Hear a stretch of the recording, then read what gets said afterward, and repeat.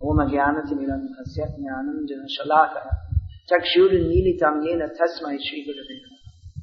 The title of the lecture tonight is The Absolute Necessity of Krishna Consciousness. To glorify the Supreme Personality of Godhead, who has unlimited qualities, names, forms, pastimes, associates, each of which are unlimitedly wonderful. So, it's just a little lead into the point that I'm going to do a little linguistic analysis here. The Bhagavan is understood through Shastra, through sound, Shabda, words. So, the Shastra which is given by Bhagavan, Vede Narayana Sakshat, Ved Shastra is given directly by Narayana. How this is understood is very important. Different people interpret in different ways. The Mayavadis, they don't find Krishna in Bhagavad Gita, even though he presents himself only.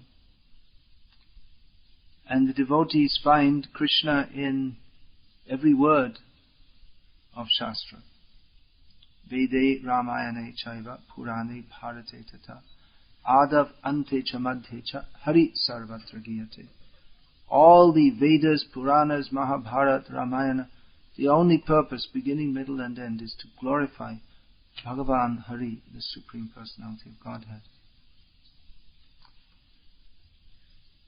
So, analysis of words, what is the actual meaning?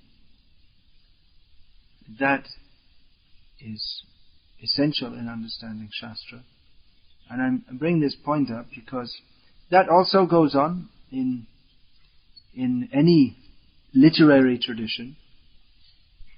And in English, there is the concept of redundancy in language.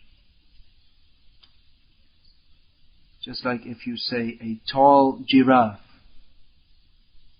that is redundancy, because a giraffe means tall. Or if you say,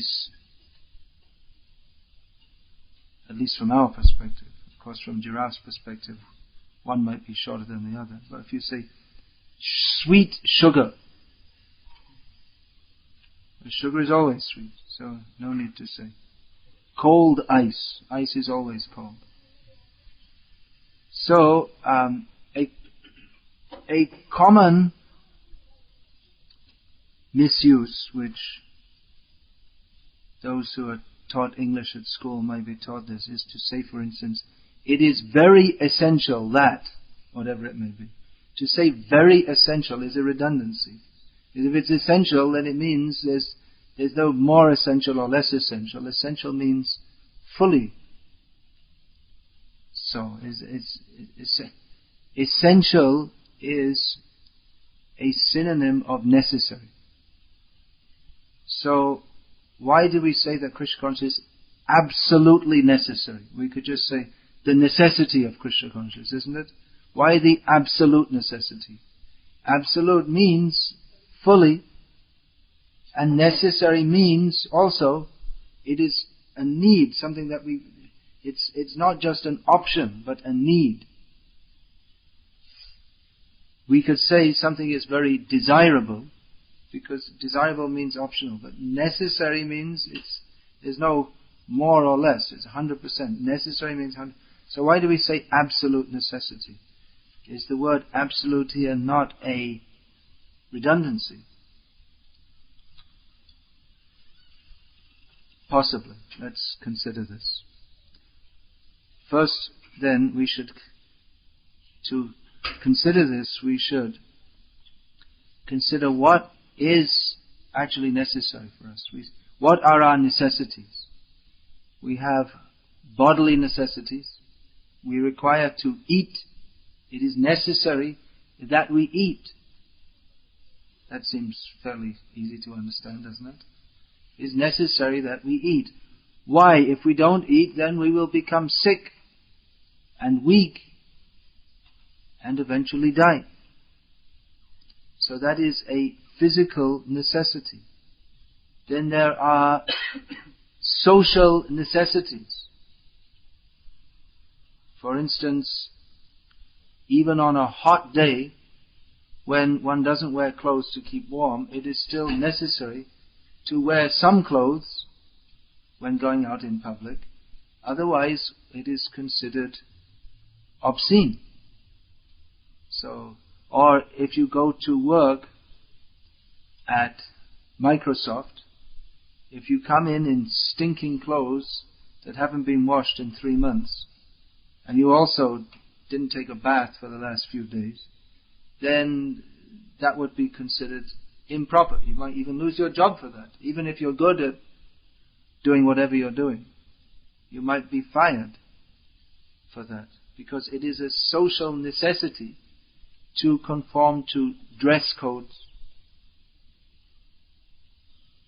So we often hear people say, I need to do this. I need to brush my teeth.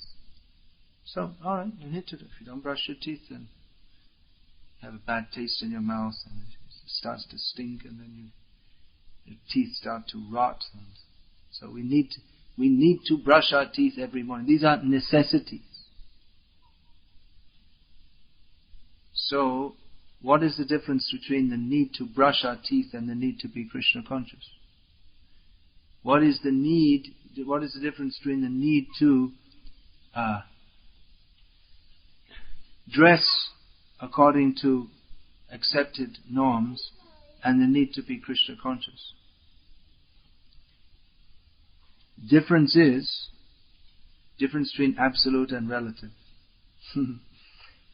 We need to wear proper dress to fulfill social etiquette. But this is not an absolute need.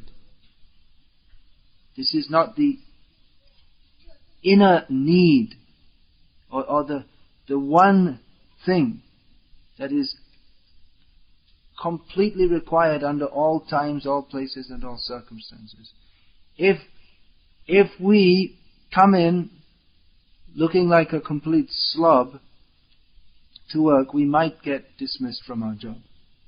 So we say, well, I have to dress properly to go to work, because if I don't, I'll lose my job. But then if you lose your job, why do you think that I need to keep my job? Because then I'll get money and I can maintain my family.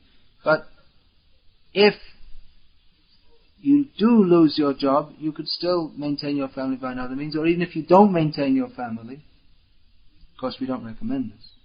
We're going pretty low down here now. But still, the jiva continues to exist. If we find out what is this word essential, what is the essence of our being? The essence of our being is not Jiva Sarup Hoy Bill Gates Nityadas. The essence of our being is Krishna Nityadas, to be the eternal, not to be, but we are the eternal servants of Krishna. And even if we don't eat, then still the soul continues to exist. So these things are needed. We're not saying that, well, you should transgress social etiquette or you shouldn't eat. These are required, but these are only required because we have adopted other supposed necessities other than our real necessity. And therefore what we consider necessary changes. It is necessary to dress properly as long as we are employed in what is called a respectable company. But that situation will change. So, and then we may get older and then maybe go back to India and retire. And then if you're in South India especially, you may just dress all the time just in a lungi or dheti and with a bare chest. You can't go to Microsoft like that. But if you're at home relaxed in Tamil Nadu, then you may just walk around like that, and that's quite acceptable. There's no necessity to dress for in so-called respectable way. So it's changed. That what is necessary in a certain situation, even at home. It's necessary when you go to work to dress in a proper way, but that necessity is only for a certain time and place and circumstance. Therefore we can't say it's an absolute necessity. It's not that which is necessary in all times, all places and all circumstances is the absolute necessity. It's necessary to eat,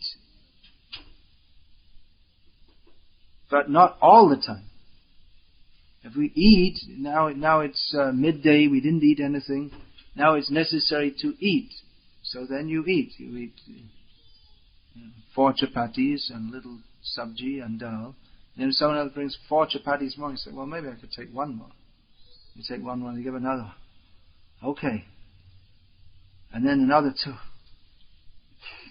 It's getting pretty difficult, but then if you keep on bringing, 10 chapatis, 12 chapatis, 15 chapatis, and it's no longer in this situation necessary to eat, it's necessary to not eat. So what was necessary 20 minutes ago it's completely changed. If you go on eating, if you didn't eat, then you become sick. But now if you eat, you'll become sick. So at one point it was necessary, but very shortly afterwards it becomes not necessary. So we can't say it's a absolute necessity to eat in all times and places and circumstances. So what is the inner necessity that applies to all times and all places and all circumstances? This question can be rephrased. What is the purpose of life? What are we doing?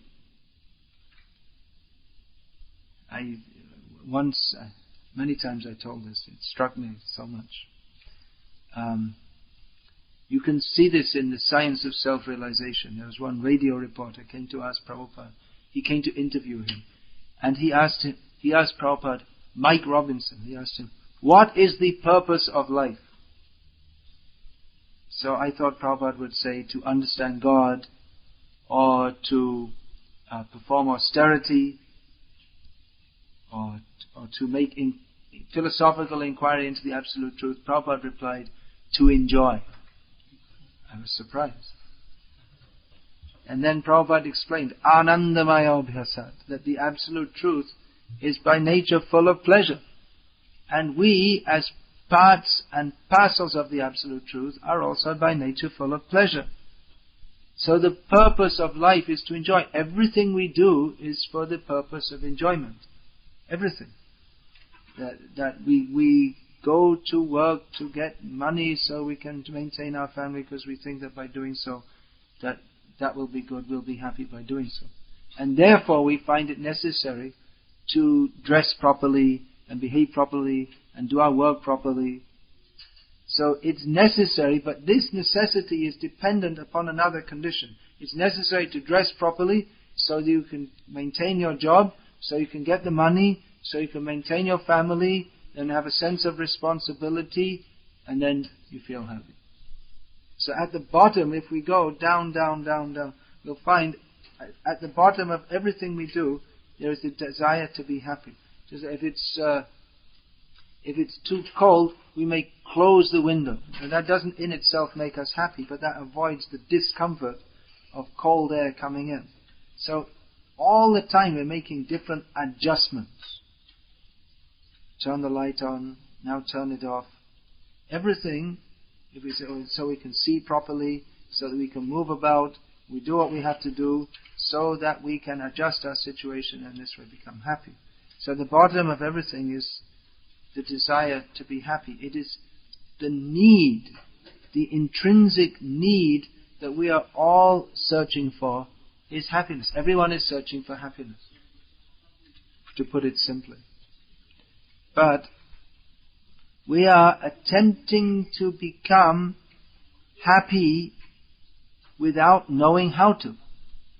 That sounds foolish, doesn't it? We're trying to do something, and we spend our whole lives trying to do something, but we never take the trouble to find out how properly to do it. Doesn't that sound foolish? Well, that's the situation of everyone in this material world. That we're trying to attain something, but we never take the trouble to inquire actually how it should be properly done and how it can be attained. So just like if you say, you come up to Bill Gates and you knock on his door, of course this is hypothetical, you won't get anywhere near him, but say, Bill, give me a job. I want a job in rewriting Windows. So I say, okay, well, what are your qualifications for doing that? Well, I don't know. But anyway, I think I can do it. Well, do you know how to work a computer? Computer? What's that? Never heard of it. Just someone told me I should come in a job for rewriting Windows. So you don't know anything about it. You just have some vague idea. Then how can you expect to attain the goal? So we have mostly even people don't think about it. Most people are quite non-philosophical. Most people don't even think, what are we living for? What is the purpose of our life? They just go through life.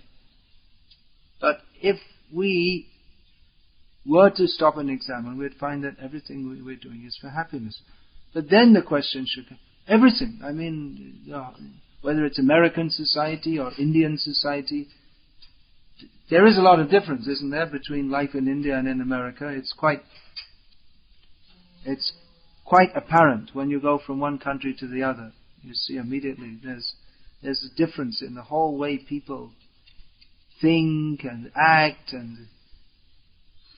but at the bottom of it, whether it's Indian or American or Papua and New Guinean or Icelandic or whatever culture it may be, everyone is acting with the idea that we should be happy.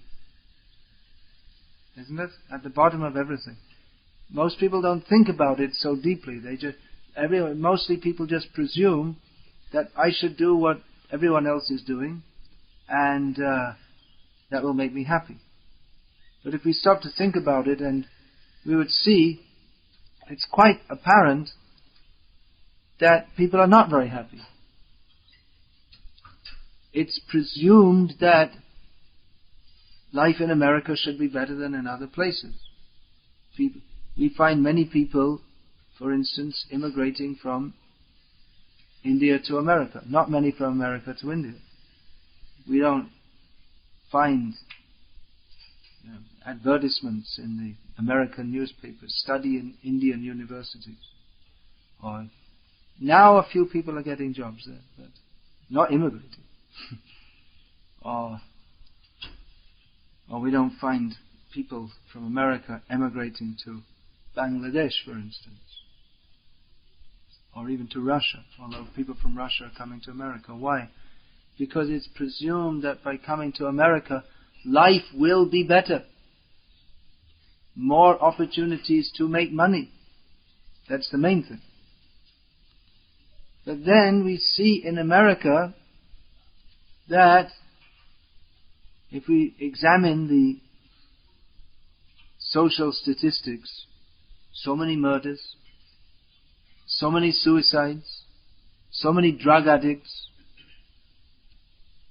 more than 2 million in prison, and they put more in but they don't have any space. They have to let people out on parole even though they shouldn't be let out, but there's no space in the prison. And then the people who are working, they have to pay to support, to feed the people who are stealing from them and murdering them. Then what else? Drug addiction, alcoholism, divorce. Rampant divorce means that people are not happy. And if you get married, it's presumed you'll get married to be happy. But then why so many divorces? Means people are not happy in family life. And children don't care for the parents. Parents don't care for their children. So much unnecessary violence, mugging, So many things. So these are all symptoms of a society that is highly disturbed and unhappy. Is it not? Obviously. So, the equation that money equals happiness is obviously incorrect. And everyone will say, yes, of course, money doesn't bring happiness. But then everyone dedicates their whole life to trying to get more and more money. Because the idea is there that, well, money doesn't bring happiness, but anyway, I'll give it a try. Maybe. Because we don't know what is our actual necessity. The idea is there that if I have more money, then I can enjoy better. That I can get a bigger car, bigger house. I can send my children to a better school. I can send money back to my parents and then they'll be happy. And so the idea, money can buy us things that we desire, and if we fulfill this desire, then that will satisfy us. But it doesn't, obviously. Otherwise, why are people unhappy, despite having so much money? Or if we have money, then we can, by purchasing various items, alleviate various discomforts. For instance, if we have enough money, then we can purchase air conditioners to alleviate the heat of summer. Even now in India, despite the tremendous heat, most people, by far the great majority, cannot afford air conditioners. So it's considered, if you get an air conditioner, then that will be better. That will be more comfortable. So yes, that alleviates the money that is acquired we can alleviate the discomfort of excess heat. But simply alleviating discomfort does not in itself equal happiness. Happiness is something else. Plus we have to consider that to get the money to alleviate the discomfort of the heat by buying an air conditioner, we have to do work which is also not desirable. That is also uncomfortable in itself. So, an objective look. We were talking about objective this morning. An objective examination of the material situation, especially in the modern age, should, to any objective observer, reveal that the whole direction of human life is misguided, because everyone is attempting to find happiness, but no one is finding it. And even if they say, yes, I'm very happy, but death will come, and no one wants that. You're so happy, but anyway you have to die. So, even if we feel we're happy, we have to go through the pain of mostly old age. It's a very distressing situation, physically.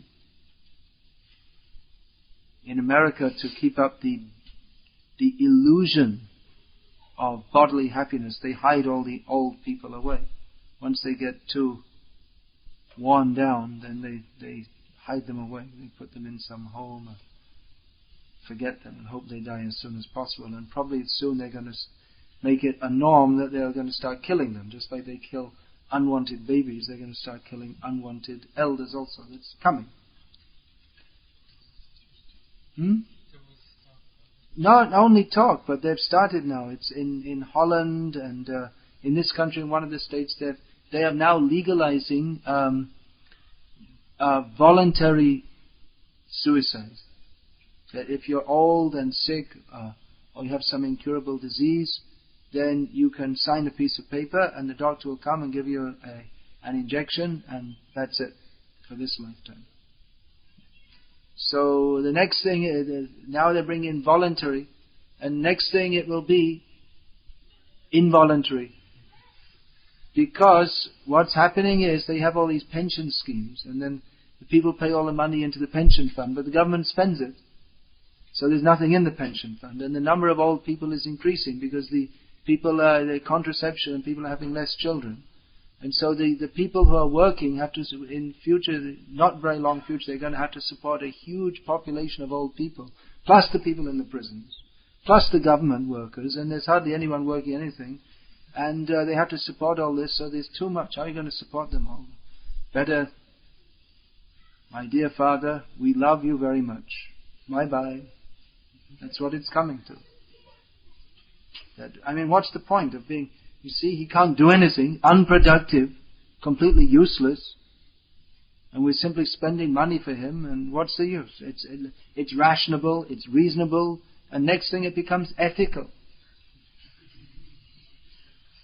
Because asatyam apratishtamte, they have no basis of they don't see any transcendental basis. They don't see God in control. So they think this is the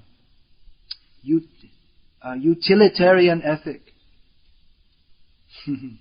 That what is good is that which is best for the greatest number of people. But they don't know what is actually best for people. So they presume in terms of material sense gratification or the economic development of the society. So that's coming. So your visit to Swargaloka, America, become an American citizen. You might become a dead American citizen quicker than you thought. And you might not be laughing. This is, it's a very serious thing. Like I said, already in Holland, it's legalized, voluntary euthanasia. And in some states in America, I think they want to bring this in. Where? Oregon, they already brought it in. That's just next door, right? Be careful if you're getting old, if your children drive you, hey, we're going on a trip to Oregon. Oh, you didn't bring me. Oh, that's nice, he loves me so much. He never brought me on a trip anywhere for so many years. That's nice. Watch out. There are horror movies, but you might be the star in a real life one. So this is the sinful society in which they think that simply by accumulating money we shall be happy. But it doesn't work, and it doesn't actually happen. And therefore they become more and more desperate. If we say they equate sense gratification with happiness. Sense gratification means that what's actually going on in the soul is we're disconnected. We say we have to be in touch with our inner self, but we don't know what our inner self is. In touch with our inner self means to understand we're the servant of Krishna, but we don't know what the inner self is. So automatically we feel discontent. We must do, because we're disconnected from Krishna, who is the reservoir of pleasure. Rasovai saha. He is anandamaya abhyasa. We're disconnected, so we must feel unhappy. And then what is sense gratification? Sense gratification, it means just like this balm you put on your forehead. When you have a headache, you put balm. Now the balm is also a kind of stinging sensation, isn't it? But it's a better one than the headache. It covers over the headache with a kind of sensation which isn't very pleasant, but it's better than the headache. So it feels, oh, that's better. So sense gratification is like that. There's no actual happiness, but it gives some rush, some feeling, like just like driving fast in a car, and there's some adrenaline starts flowing, and this feels to us like happiness because we have no knowledge of, we have no experience within our memory of what is actual happiness. And so it gives some sensation which is not actually happiness, but it covers over the distress within, and therefore we think this is happiness. Therefore, the absolute necessity is Krishna consciousness, to get in touch with our inner self. Actually, there's no inner self. It's just this material covering is not our self at all. But because we are identifying ourself as the mind, intelligence, and false ego, therefore we forget Krishna, which is the cause of all suffering. What is the cause of all suffering in this material world? Forgetfulness of Krishna. Because Krishna, that is our Nitya Surup, that is our eternal position in the service of Krishna. And as soon as we're disconnected from Krishna, then automatically we must be in a suffering condition, because it is the only function of the jiva to be in the loving service of Krishna. So as soon as we're separated from that, then instead of being in the Satchit Anandamai position, we automatically come to the position of Asat Achit Nirananda. Instead of being in the eternal, not dying, in the spiritual world, Vaikuntha, Golok, there's no death. But in this material world, everything that we endeavor for must come to an end. We work so hard, so many years studying, just to get a job so we can build a house, and then by the time you pay for the house, it's time to die. Isn't it? You get a mortgage, and then you spend your whole life paying it off, and then you can sit in the air-conditioned room for a few years, and then someone comes and gives you an injection, by law. So, Asat, Achit, consciousness is there, but consciousness without Krishna consciousness, it's like being a zombie. We have consciousness, but we don't have consciousness of who we actually are. It's like being a cartoon figure or something like that. It looks real, but it's not really real at all. You are the star in Tom and Jerry. What is that? Tom and Jerry, that's just some kind of imagined existence, isn't it? But that's what we're like, cartoon characters. It looks kind of real, but there's nothing really real about it. So that is, we have consciousness, but not Krishna consciousness. Achaitanya midang vishvam, this whole material world, because we don't know Chaitanya, Krishna Chaitanya. Therefore we are without actual consciousness. We don't know who we are. And definitely the Ananda, Krishna is Anandamai. We have no Ananda, Nirananda. Therefore, we think that all these things that we are endeavoring for, money, home, family happiness, and then for others who are more gross, alcohol, crack, so many different things, football games, we are considering this is happiness. We can only, people who are devoid of any contact with reality can consider such things as happiness. It's not actual happiness. It's just, it's like an anesthetic. It's like an aspirin, something like that. Anodyne. It's not actual happiness. Happiness in this material world means you have a toothache, you go get an injection. That's all. It covers up the pain for a short time, and again it comes back.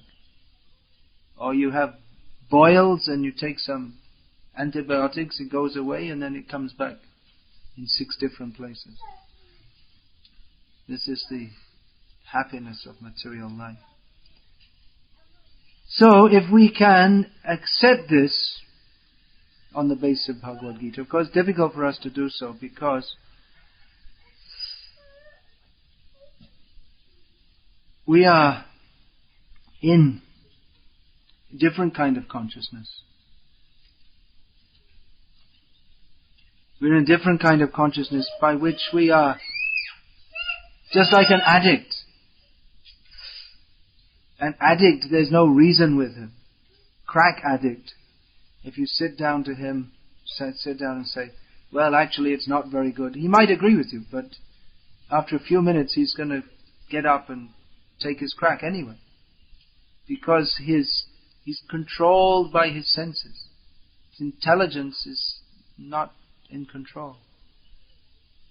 So like that, we are controlled by our senses, and our intelligence, we're supposed, as human beings, we're supposed to control the senses by the intelligence, but it's round the other way.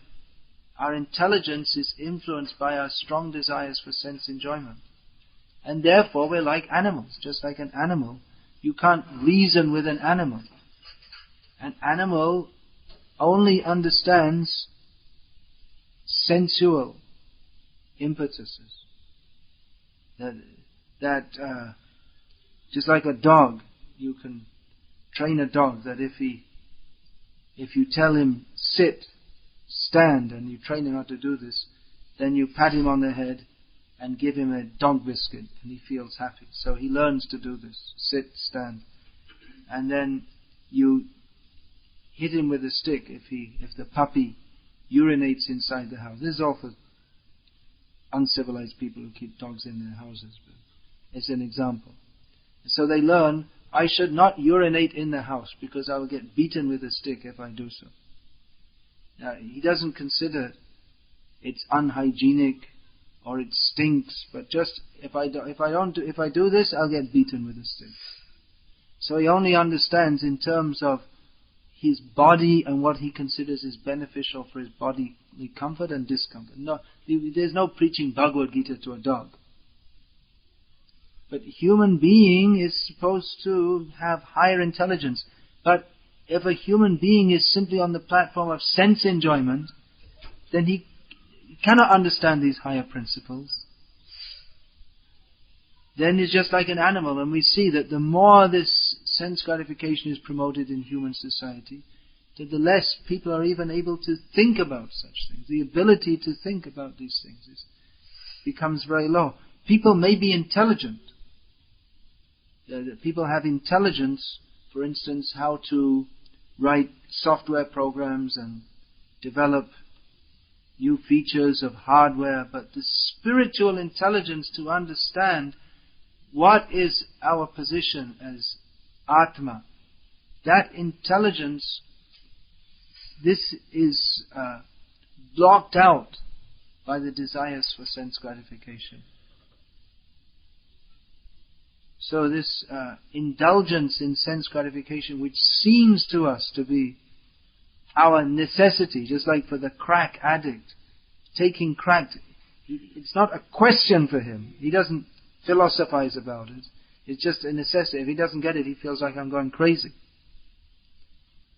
So, in the same way, we're all addicted, maybe not to such gross sense gratification, but to satisfying our senses in a manner, or acting in a manner in which we think this will be pleasing to me. Again, maybe not in such a gross way. Therefore, tapasya is advised in human life. Nayang deho deha bhajang niloke kashtan kamang arhate buddhabhujang ye tapo divyam putraka yena satam yasmat what is the next line? Satyam yasmat brahma sokyam tunantam. I missed out one word. Shudhyat yasmat brahma sokyam tunantam. Rishabdev, instructing his sons, first thing he says, don't live like hogs and dogs. Now you think, why should you tell human beings not to live like hogs and dogs? It doesn't seem necessary to do so. But what is the difference between a hog and a dog and a human being if they're both simply interested in their bodily comforts? Rather, one should perform austerity. Tapo divyam. Everyone is performing austerity. Going to work is an austerity. living in cold Seattle is an austerity. Living in hot Delhi is also an austerity. But tapasya means tapodivya means to voluntarily accept austerity for the sake of purification by which we can attain to eternal happiness. You've come to Seattle, which is cold, but you accept that condition with the idea that we can get some happiness. But Rishabhdev says, accept those austerities which will lead to our eternal happiness. That means by which we can cross beyond birth and death and come to the position of our absolute necessity, that necessity which is not bounded by space or time, that which we require at every moment of our existence, which is to serve Krishna. That necessity, forgetting, that actual necessity, forgetting which we have unlimited other necessities. I need to go to the nail parlor. I need more money. I need to have my sinking face pulled up by some operation. I need to try out this new kind of wine that's been put on the market. Unlimited needs. Hoya Mayar Das Kori Nana Abhilash. When we become the servant of Maya, we have unlimited desires, unlimited so-called necessities. But when we serve Krishna, then there are no other desires. Only to serve Krishna. So this is the actual necessity. Nothing else is necessary than to serve Krishna. All other necessities are not only non-essential. Non-essential means not concerned with our position as Atma. But they are, these considering such things as necessities are actually obstacles on the path of understanding what is our actual necessity. If we consider anything necessary than being fully engaged in Krishna's service, then that not only is it not an actual necessity, but it obstructs or it blocks our engagement in our actual necessities. And we say, well, what about eating? You say, well, should we stop eating? That's necessary. I should just serve Krishna and not eat. So what's the answer to that? Yes, it is necessary to eat so that we can maintain the body for service to Krishna. And if we say we should eat so that we can enjoy sense gratification more, we say, no, that is not our necessity. And neither is it our necessity to starve without serving Krishna. If someone becomes a tapasvi or a yogi and eats very little but has no desire to serve Krishna, that is also not a necessity. It is an obstacle on the path of our understanding our actual necessity. So anything we do, whether we consider it essential or non-essential, if it's not in relationship or meant for serving Krishna, it is not a necessity at all. It is neither necessary nor is it optional, but it's actually an obstacle in our real self-interest. Therefore, nate vidu swartir kating hi vishnam. Swart, this word is well known. Swart means self-interest, selfishness. And sometimes it's swarti, we say some. Swarti means selfish person. They're interested in what's good for me. I, me and mine. What's good for me. But we recommend, yes, you should pursue swart. But we should know what that swart is. Swart, our own interest.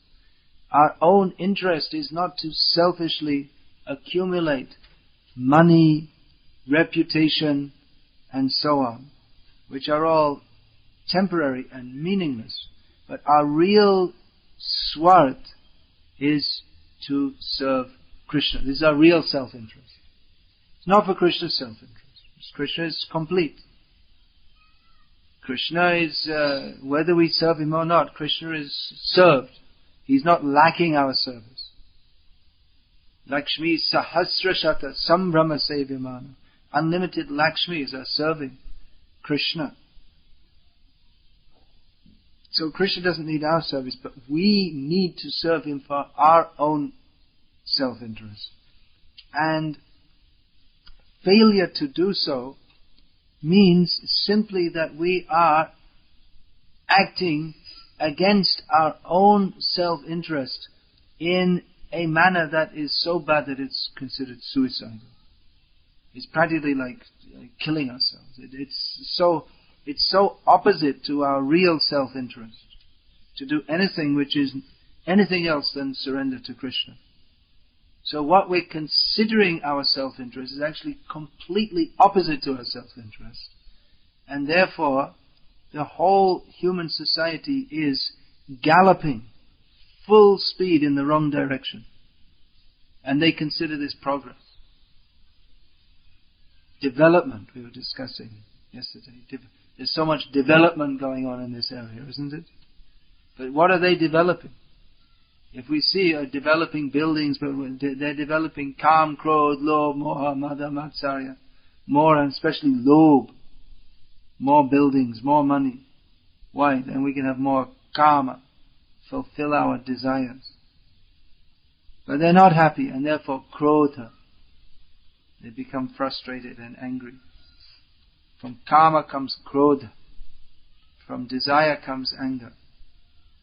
Kamanuja, another name for Krodh, the younger brother of Kama. After Kam comes Krodha.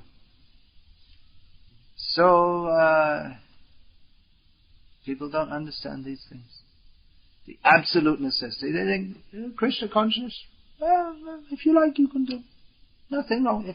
If it makes you happy, you can do. There's no question if it makes you happy. If we say, if it makes you happy, you should do. But this idea that if something makes you happy, it's okay. It's based on the wrongly subjective idea that I am at the center of the universe. That if Krishna consciousness makes you happy, okay, alright.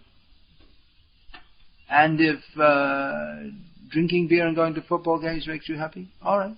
Whatever makes you happy. Because whatever we do, we should do for our own happiness. Yavat jivat sukham jivat. As long as you live, be happy. Because bhasmi bhutasya dehasya. This body will turn into ashes, it will be burned. And king puna agamano bhavat. And we won't be coming back again. So live now and enjoy now. This is not Bhagavad Gita, this is Charvak, atheist. His opinion. So, all wrong understanding. Subjectively they're wrong.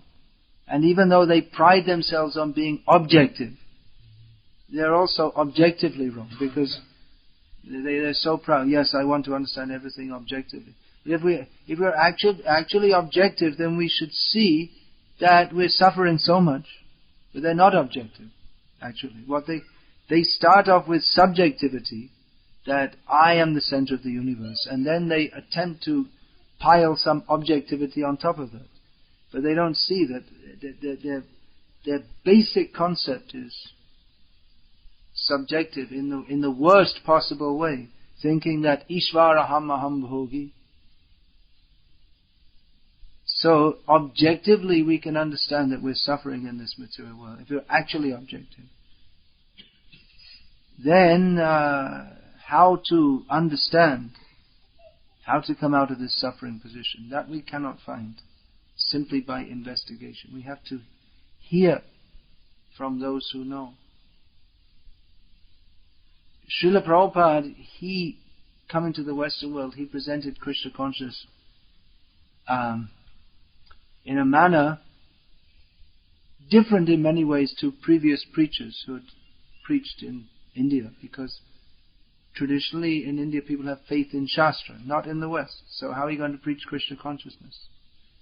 And if we just, in the West, if we just go and tell people, chant Hare Krishna, if you say in India, many people, especially previously, might take that up, because the whole culture is such that, oh yes, that's a very good thing. Even today in India, so many people, when they see us chanting Hare Krishna, say, "Oh, that's very nice." They like it, even though they don't have any knowledge of what is spiritual life. But still, the culture is such that people say, "Oh, that's very good. That's very nice."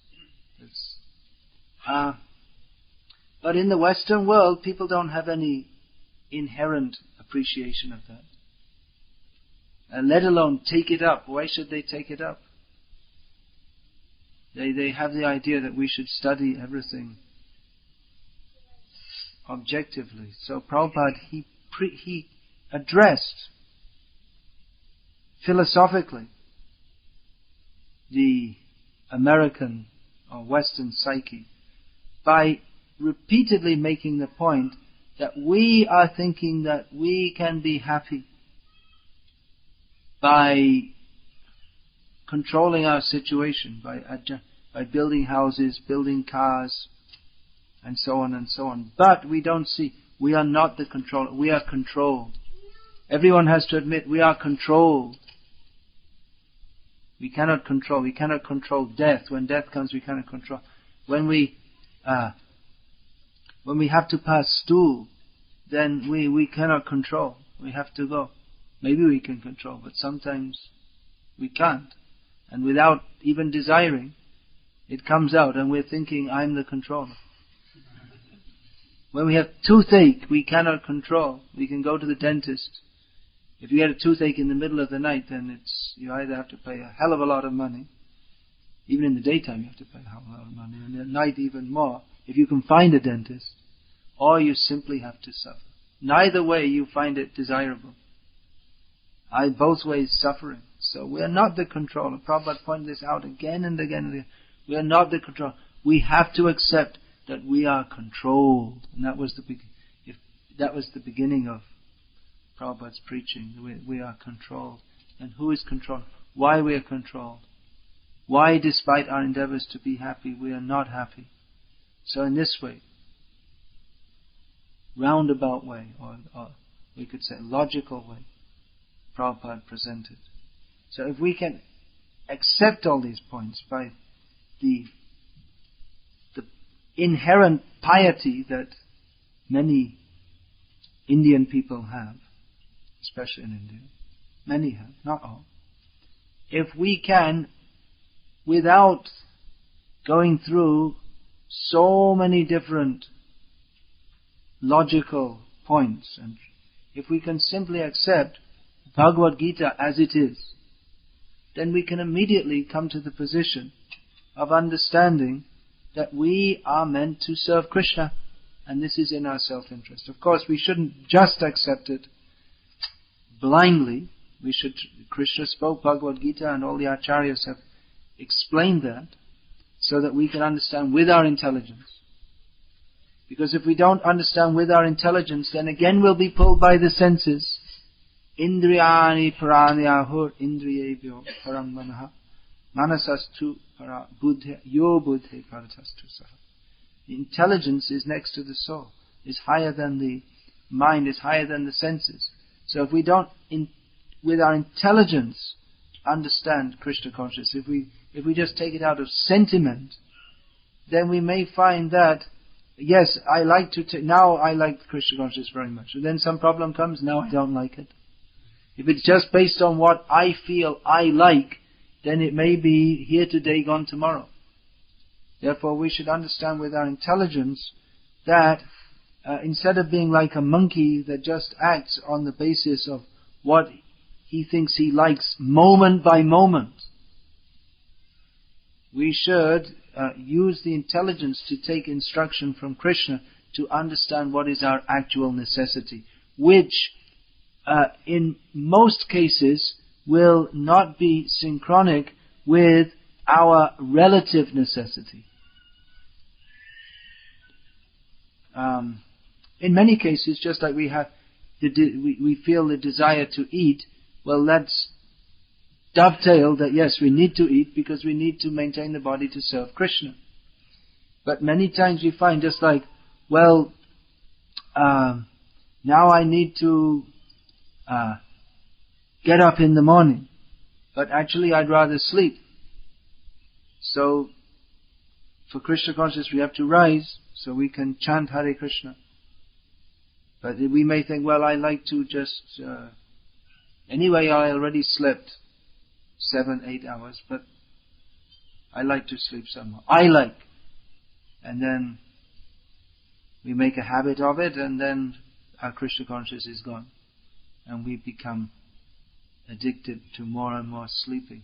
Or we may think that, well, Krishna consciousness is the absolute necessity, but I do like to go to the ice cream shop. So I'll go to the ice cream. It's a vegetarian ice cream shop, and I'll mentally offer everything in the shop so that everyone coming after me can benefit. And this is my this is my spiritual welfare activity for human society. Although actually we're doing not for the spiritual welfare of human society, but for the supposed welfare of titillating my taste buds with 59 or however many flavors it is. So this is called kapati, cheating, self-cheating, in which we, in the name of Krishna consciousness, we come down to a lower platform. So by hearing and understanding with our intelligence, we always have to keep on top what is our actual necessity, and it often clashes with our supposed or relative necessity. Now here's a practical example. Many devotees, even initiated devotees, like to eat or find it convenient to eat bread purchased from the store. It's convenient, it's vegetarian, although we've heard that the workers often like, as a kind of fun, because they're so frustrated, they like to spit in the dough as it's being made. Everything. You ask anyone who's worked in, even these nice fruit juice companies, you ask anyone who's worked how clean it actually is. So, bread, fruit juice, whatever it is. So you may think, well, that's alright, because we'll offer it to Krishna. Then it'll be prasadam. But Krishna says, patrang pushpang palangtang yome bhaktya prayachti. That I will accept, which is offered with love. And we're just thinking that I'll turn it into prasadam. This is bread, and we say a few mantras, and we converted it into prasadam. No, you can't turn anything into prasadam. Prasadam means Krishna's mercy. It's not manufacturable by mantra. Krishna's mercy comes from Him. You don't turn something into prasadam, but we offer to Krishna, and if He is pleased, He accepts that and very kindly gives that back to us. Now, we may say, well, then we can offer the bread, but Krishna doesn't like to eat that which is not cooked by His devotees. He likes to eat that which is offered with love. And furthermore, Chaitanya Mahaprabhu specifically warned us, Bishoyer ona khaile dushto hoy mon. Mon dushto hoyle nahe Krishna smaran. That if we eat grains cooked by non-devotees, then the mind becomes contaminated. And if the mind becomes contaminated, then we cannot remember Krishna. And Krishna Vishmriti hoile nishval jivan. And if we don't remember Krishna, then our life becomes useless. So you may think, well, it's very convenient. It's true, it's convenient. But it conveniently spoils our life. Our real endeavor, which is to be Krishna conscious. So, taking to Krishna conscious means making some adjustment, doing some things which may be more difficult. It may be more difficult to cook chapatis or whatever it may be. But that should be done if we're to be devoted. This is just one out of many, many, many examples. How there's always, in the conditioned state, or in the stage of the sadhana dasha, when we're in the stage of taking to Krishna consciousness, then there's always tension between that which we like to do or we find convenient to do on the material platform, and that which is our absolute necessity, which is acting in every time, place and circumstance for the pleasure of Krishna, and for making progress in Krishna consciousness. But we always have to remember, what is our actual necessity? It may be very convenient to eat greens cooked by non-devotees. But if at the end then we don't get Krishna, we're saying, well, I can rush to work, then I can earn the money, then I can come back quicker and chant my rounds and this and that. We may have so many reasonings, but the Shastra has given us guidelines. The Acharyas have given us guidelines. Some points may be flexible, just like if you don't have time in the morning to chant 16 rounds, then you can chant some in the evening. But some points are not flexible. So always we have to keep in the center of our lives what is the absolute necessity. And although there are relative necessities also, they should be fulfilled only with consideration of the absolute necessity. Not that we should compromise our absolute necessity for the sake of a relative necessity, and then we end back on the material platform. That's what happens, considering that which is not actually necessary to be necessary. Now, how can we understand this? Then we always have to hear. We have to regularly hear, study Prabhupada's books, hear from Srila Prabhupada, hear from the Acharyas, who keep very clear, they give very clear messages what we require to do and what we don't require to do. What should be done and what shouldn't be done. Pravriting cha, nivriting cha, janana vidur asuraha. Those who don't know what is to be done and what is not to be done, they're simply demons. So devotees should know. This you'll find, there are so many gurus who, when you listen to them, and they talk for 1 hour, 2 hours, and at the end there's nothing there. There's no actual instruction to improve our lives. They'll talk about being good and loving and being nice and tolerant, and they may give some advice on how to cure this disease and that disease, but there's no actual instruction for our absolute, our development in absolute knowledge. There's no clear understanding of what we're supposed to be doing. Mostly nowadays the so-called gurus, there's not much difference between them and some kind of New Age book you get in the West, like 7 Habits of Highly Successful People, and men are from Mars and women are from Venus. And I think most of these Indian gurus, they read these books, then they talk all this stuff, they mix it up with a few shlokas from the Upanishads, and people think, very spiritual.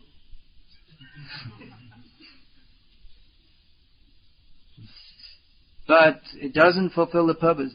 Tamasima jyotirgamaya doesn't fulfill the purpose of taking us out of the darkness of ignorance to the light of Krishna consciousness. It simply gives a little torchlight how we can advance in the darkness towards the great pit that we are falling into. So it's actually not a help at all. The so-called help of these blind leaders, just like a blind man, he can't see where to go, and he hears someone say, he bumps into someone, and then he says, well, can I hold your shoulder and follow? He says, sure.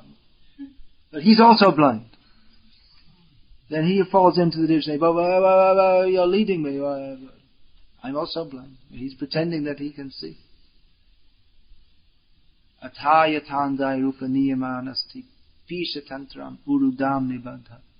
The blind are following the blind, and in this way they become more entangled in their so-called necessities. So you'll find they'll tell these so-called gurus, they'll talk about stress management, isn't it? So-called guru, stress management. For instance, time management. It means how to adjust yourself to be a successful materialist, with no indication that this attempt to be a successful materialist is apaswarta. It's opposite to our real need, opposite to our real necessity. So please try to understand from Bhagavad Gita as it is What is our real necessity? The only real necessity. The only necessity. I say real necessity. I mean, we shouldn't have to say real necessity. Necessity means real. When we say real necessity, just like we say Sadguru. If a guru is not Sat, then he's not a guru. But if we say Sadguru because so many cheaters are going around calling themselves gurus. And most of those who are called Sadguru, they're also cheaters. So our realness, what is being advertised as our necessity is not at all our necessity. It's usually just the opposite to what is our real necessity, which is to understand that we are eternal spirit soul, part and parcel of Krishna. We're only meant for serving Krishna.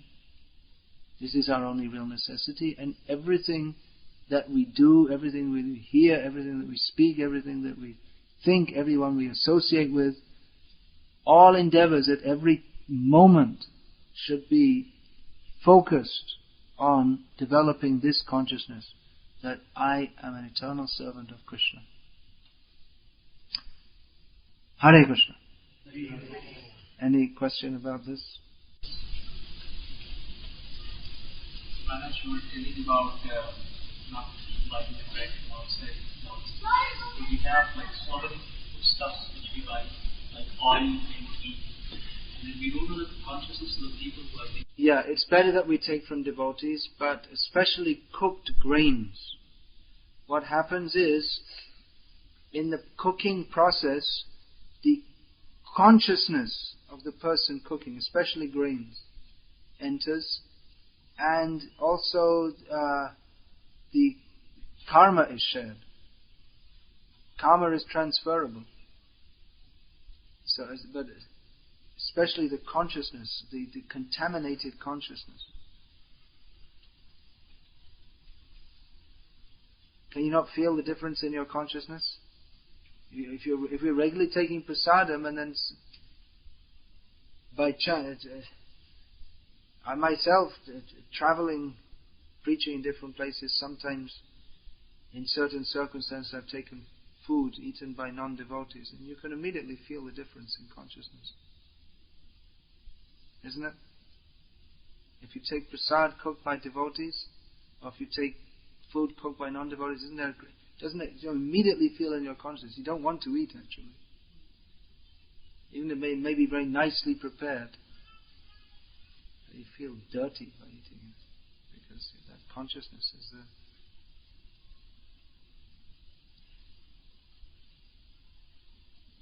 That's how all these Udupi, woodlands hotels came up, because the Brahmins, they stopped being Brahmins and became Shudras and started working for different people.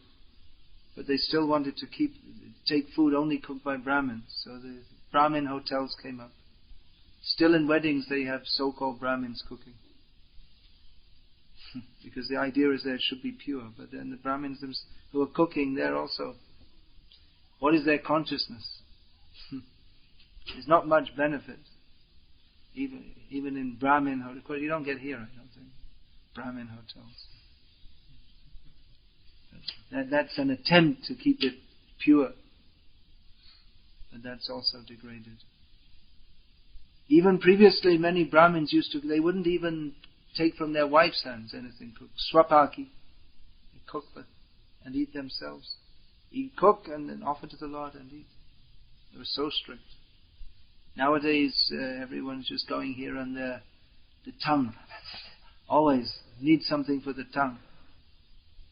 Go to the restaurant, go to the cafe, coffee break. Every Brahmin in South India especially has to start the day with a big strong cup of coffee. Coffee, it's South Indian Brahmins. Coffee is necessary. So they think. So, in so many ways they lost their culture. But the beginning of spiritual life is to control the tongue. Sivam mukhe hi jivado. Beginning with the tongue. If we can control the tongue, it becomes easier to control the other senses. And that means that if we don't control the tongue, then we're captured. We see Pepsi, I need to drink a Pepsi. ice cream. I need to. If we don't have this regulation that I'll only take Krishna Prasadam, and only at scheduled times, not that all the time I'm thinking, someone brings, we'll eat at 7 o'clock in the morning, 10 o'clock in the morning, 12 o'clock midday, 2 o'clock, like the Chinese, they eat 6 times a day. Then whenever anyone brings something, they eat. And then we're not taking it as prasadam, we're taking it as bhog. Prasad means to accept the mercy of the Lord. But if we think it's something for me to enjoy, then the consciousness or the effect of taking prasadam is so much reduced, because we're thinking it's something for me to enjoy. But if we have a fixed time, I take 1 time a day, 2 times, 3 times. If we're working in the fields, maybe 4 times. At fixed times. And then the mind is peaceful. Otherwise someone brings, here's a 7-up, or here's some cookies or something. It goes on and on all day. The karmis, they're taking a cigarette and then pan in India, or chewing gum, or tea, coffee. All day, always something has to be on the tongue.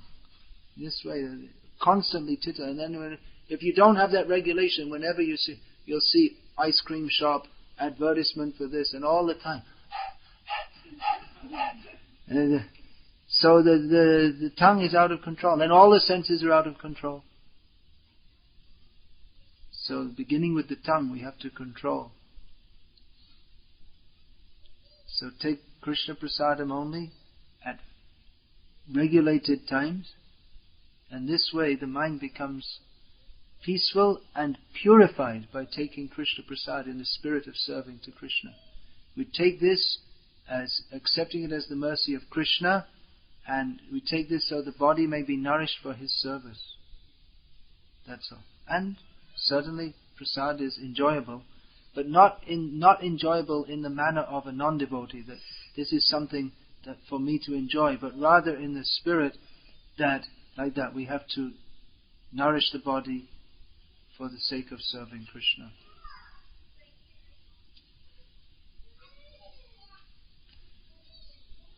What's the significance of Brahma Muhurta?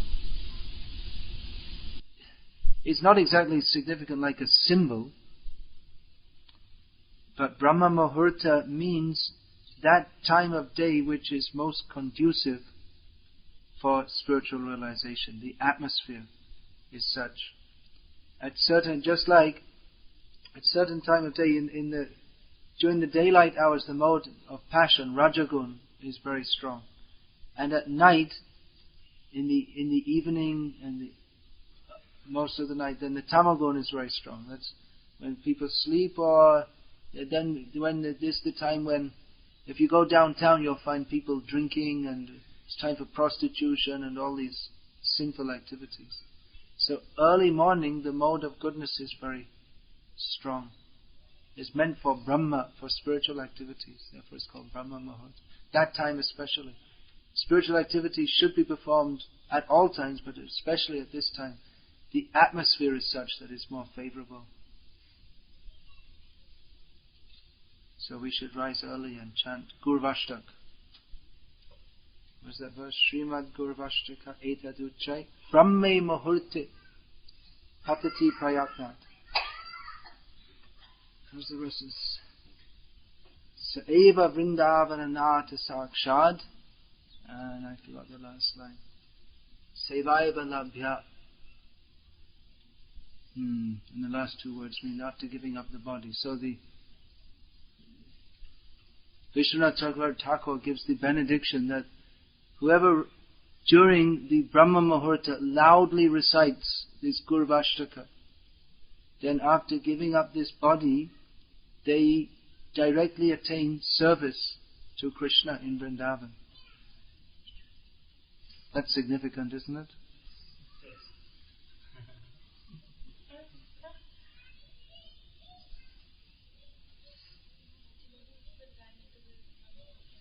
Brahma Muhurta is approximately like this. If before dawn means when the sun globe, Surya Mandal, is completely above the horizon. 48, it's the period 24 minutes beginning 48 minutes before that, approximately. That is known as Brahma Muhurta. Yeah, because there's no real Brahma Avastha here. It's all Bhoga Avastha. Nevertheless, the early morning is still more beneficial. Yeah, Tri Sandhya. Tri Sandhya means the morning sunrise, Suryodaya, Suryasta, and Madhyana. Sunrise, sunset, and when the sun is at the zenith, which doesn't necessarily coincide with 12 noon, but it's more or less.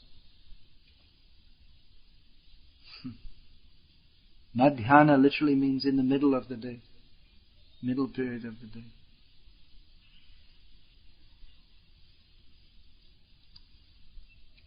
Hare Krishna. We'll finish now because we can rise for Brahma Muhurta.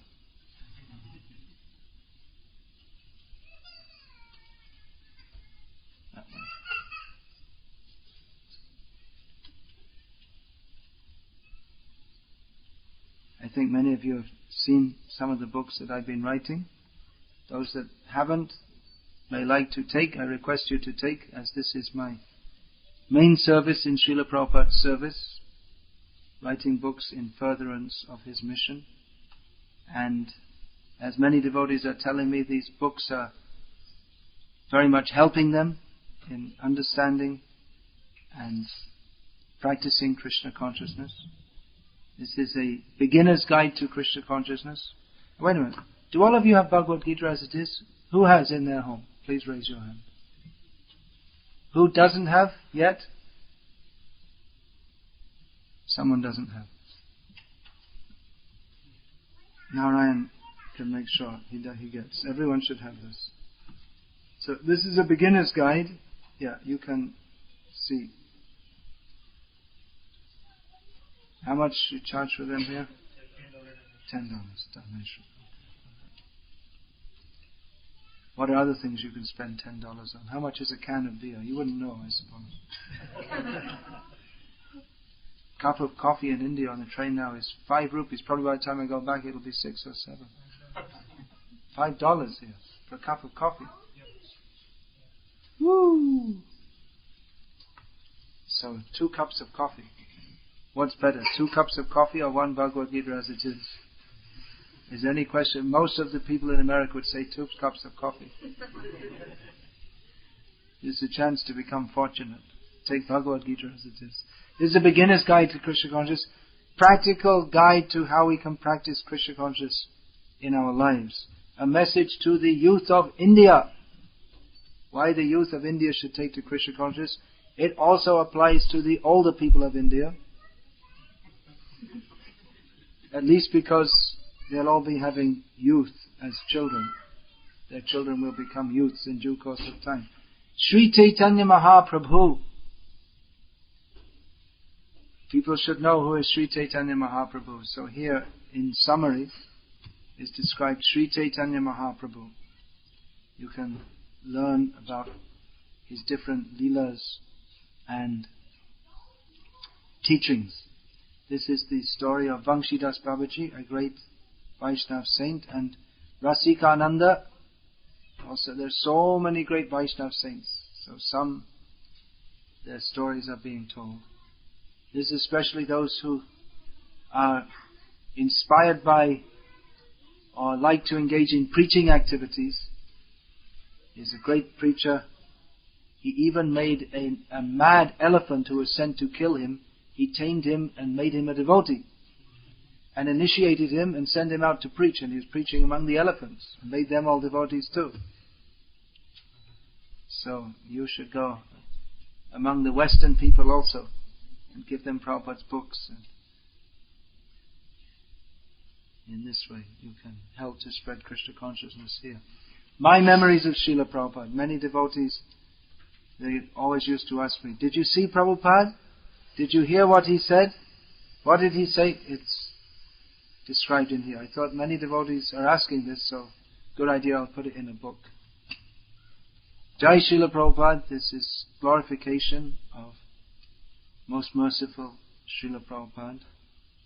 This will help to increase our appreciation of Srila Prabhupada. Prabhupada, of course, spoke so much about the real Indian culture, how it is the actual human culture for the benefit of all human society, and that culture is described in here. The actual culture we should all move towards. This is brahmacharya in Krishna consciousness. This is meant not only for those who are officially in brahmacharya ashram, but for all devotees. It gives guidance on how to practice Krishna consciousness very seriously. And here is an edition of Ramayana. Very nice for yourself and your children, so that they can learn of the wonderful pastimes of Lord Ram. Hare Krishna. So these books are available. If anyone would like to take them, please take them now before taking prasadam, because I'd like to leave, so I can go back and to where I'm staying. There are also some CDs of my lectures available, mp3 CDs. So they're all available outside. And some in Hindi also. And we also have Tamil books, no? Tamil books are there. Yeah.